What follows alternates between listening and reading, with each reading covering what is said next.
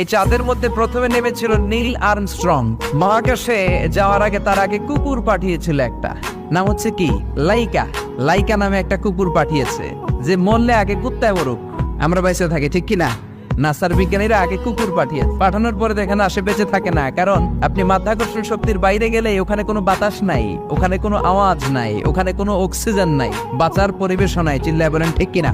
তারপর গেল Valentina Tereshkova, প্রথম নভোচারী। এদের সাহসের এই ধারাবাহিকতায় 1969-এ অ্যাপোলো 11 নামে একটা স্পেস শাটল দিয়ে নাসার সেই স্টেশন থেকে নীল আর্মস্ট্রং, এডউইন অলড্রিন আর মাইকেল কলিন্স 3 বন্ধু মিলে একটা স্পেস শাটল দিয়ে চলে গেল চাঁদে। চাঁদে তারা নামলো, ইউনাইটেড স্টেটস অফ আমেরিকার পতাকা তারা সেখানে গেড়ে দিল। নীল আর্মস্ট্রং খেয়াল করে দেখে চাঁদের এই মাথা থেকে ওই মাথার মাঝখানটাতে ফাটা। ফাটিয়েছে কে?